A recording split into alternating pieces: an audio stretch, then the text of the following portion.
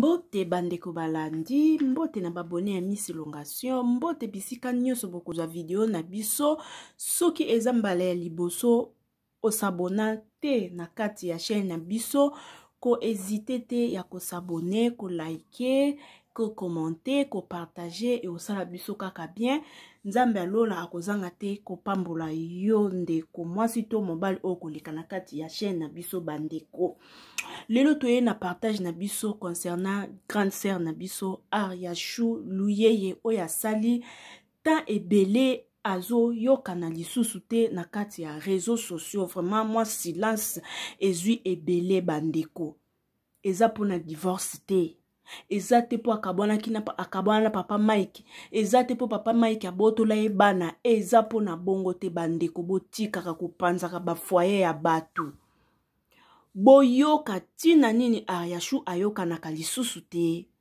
Ariachou akoma na ye kosala. Akoma kosala poto eza pasi kolamuka tongo kozonga poko akende zwa bana. Na école yaka banda kokipe bana fo balia fo basokola il faut poto eza pasi. Tant ya kosalaka ba video ndenge bozaki komona monaka nango lisusu te c'est normal.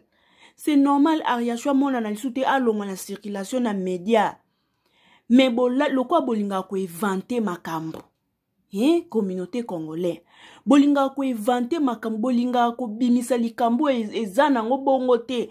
Bo bimisi kaka bolatisi yango mutu. Sope mutu anaza prudent to prudentité. Musa na ye baby, libala na ye baby, classe na ye baby, mombongo na ye baby parce que bino bolobaki. Po bino bolobaki or eza malamu te bandeko. Ndeko na biso Ariachou to boyite libala na ye zaki kita. Po na respect ya babokilo na ye pe po na respect ya papa Mike ndenge moka bengaka. Ariachou ajijaki bien na foyer na ye a se retirer na ye na média. Akoma na ye une femme travaillante et pas mundele. Akoma na ye kosala. Siko bino bakoni mama bomoni ça fait un bout de temps o Ariachou aleka na média te. Ale bolingeli matière moko ezanga mutuna makolo. C'est pas gentil bandeko. C'est pas vraiment gentil. Botika ko détruire ba foyer ya batu bandeko. To yo kangai na bino Ariachou ndenge a expliquer absence na média, ndenge a expliquer pourquoi batu bolingi ko yali sou ko mecha mafuta. Atikeli bino réseaux sociaux ango. Bozaki tout temps Ariachou zoba, Ariachou immature, Ariachou femme, moi c'est libala, Ariachou moi c'est libala boete, Ariachou a jugé bon. A se retirer, atikela bino YouTube na bino, atikela bino média na bino, atikeli bino réseaux sociaux na bino. Akoma na concentré na musana na mobile na bana. Boye ko mami kila yeli kambo. Non, Congolais, non. La vidéo mon abana on a dit que bino nyonso boyoka lokuta pona ngasi to bino nyonso bakomeje mala mobo tsango na mitema alobaki ye mutalobaki ye bangobalo donc moi je m'en fous je fais ma vie et nazana bana wana za l'aise zoka bombe ko sakana donc baloba baevante batreye bakomile na posa na ngai na posa na ngai ngape na boyi na ngai na vandi na ngai na zima to ba mona na YouTube je n'ozonga na musala na teka ko tu na pe mbo mo ko na pona ngai ba yo ka ati ba ta ding so ba na ko kali mbo na pasi boy na ozo ka ba im ko ni zo swa o ti ka ba la classe bo ko zo ni ko na musala pasi musala ko la yiki na poto na mo sala ko mala na yiki si ba ni ba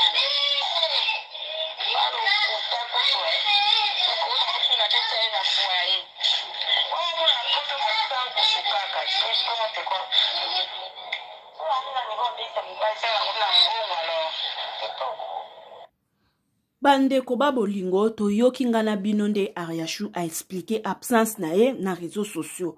Suko bino makambo bobimisi ke babotola e bana asali dépression azongisi yo akitaki yo emataki bozwi yango wapi. Poni bolinga kokocha diable na ba foyer ya batu. Soki pe mutu aza pe discret pe libala pe kufika abweloko abaje. O bino bobimisi wana kutu babotola ebana ayashwa a divorce na papa Mike ayashwa bengisa mobile na kisasa ayashwa kikochika mobile na foyer ayashwa babotoli ebana ayashwa sali dépression kutu azosa ba démarche pour récupérer bana wana ezo simba te bino ba information na bozwa kango wapi ayashwa yeyo expliquer azana e bien akoma ko sala azape na bana na eto yoki makelela bana nde bana ba osakana ngakunde no sa video be ba yo kotela ngana bimisi ba onde libanda. Nesi bombo zela mwa mkena sa video e bongo na fungo la porte boyo akota. Sinon te bonga boyo kamakeye la bana pepembenya. Ayashu ye wana na bana aza a bon et a difforme. Binosko obo ye na ngo wana bozu yango wapi. Pona ni bolingaka ko nuire baninga congolais. Bolingaka ko bebi sa réputation baninga pourquoi eza malamu te bandeko. Eza bien te, eza malamu te bandeko. Eza te ka mutu nyosusu aye réseau susu aza na YouTube, non? Moutounyo soit sorosoki aye poto pardon il faut azaka na chaîne na YouTube non batumsu bayana bango poto azala ni page ni chaîne na YouTube ni page ni chaîne na Facebook ya choki TikTok ni a se concentrer na ye atengi ba classe na ye akomane ko sala ana tankutu ya YouTube yote ba ebele basi ya poto ba ebele.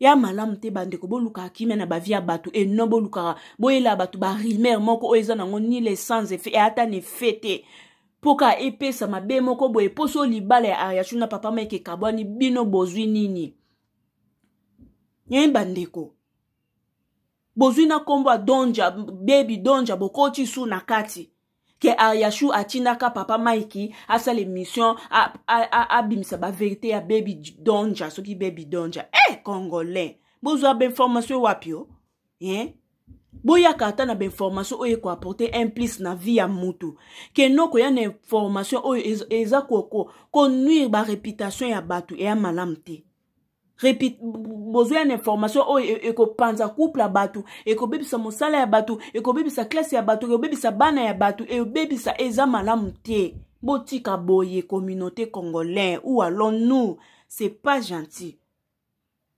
siko Ayashu yo ya lobi aza na bien na bana bango yo bazosakana siko bino bimisia na bozwa yango wapi ya malamu te congolais.